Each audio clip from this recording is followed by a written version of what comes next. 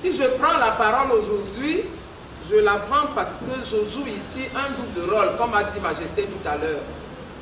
Je suis à la fois commissaire de police et je suis une majesté. Alors, vous savez, quand on dit que vous êtes majesté, c'est déjà la tradition.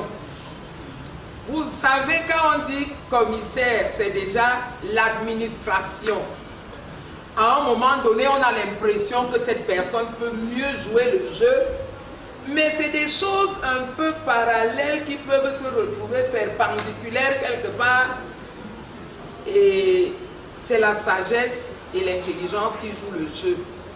Pourquoi quand on dit police, c'est la sensibilisation et la répression. Quand on dit tradition, c'est la compréhension, la tolérance et la sagesse. Mais quand même, ces deux choses jouent parfois le même rôle. Nous avons une question, nous les femmes chefs traditionnelles. Je le dis pourquoi? Je le dis parce que quand je concours tous les codes civils, je n'ai jamais vu où on a dit ceci est réservé pour un enfant fille et ceci est réservé pour un enfant garçon. Ça signifie que devant la loi, nous avons les mêmes droits et les mêmes devoirs, voire même les obligations aussi. D'autre part, quand on voit même dans la tradition, je crois que dans la majorité des cultures, les femmes doivent être protégées et bénéficient beaucoup. Pourquoi je l'ai toujours dit aux gens, je le dis souvent à mes notables, ne faites pas que je vienne réveiller l'esprit qui dort chez nos filles.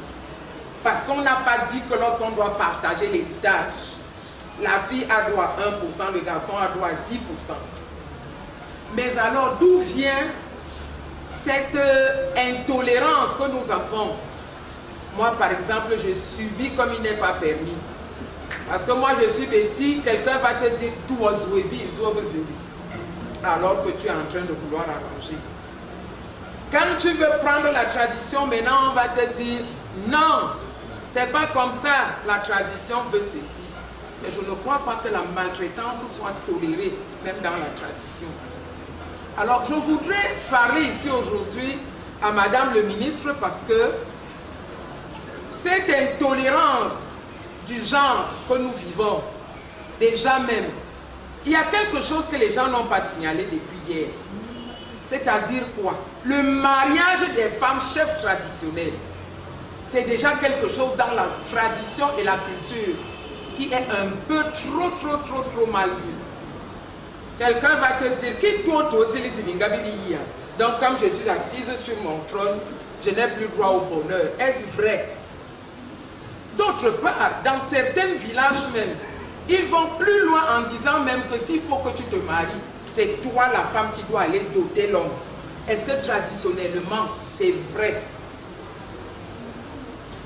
Vous voyez que dans nos chefferies traditionnelles, je voudrais par exemple, je m'adresse maintenant à Mbombo, que est-ce que la femme chef n'a pas droit au bonheur?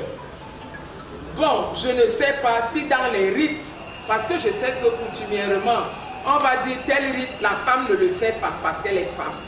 Tel rite est réservé pour les hommes. Je prends l'exemple, quand nous mangeons, les chefs hommes sont les premiers à piquer, n'est-ce pas?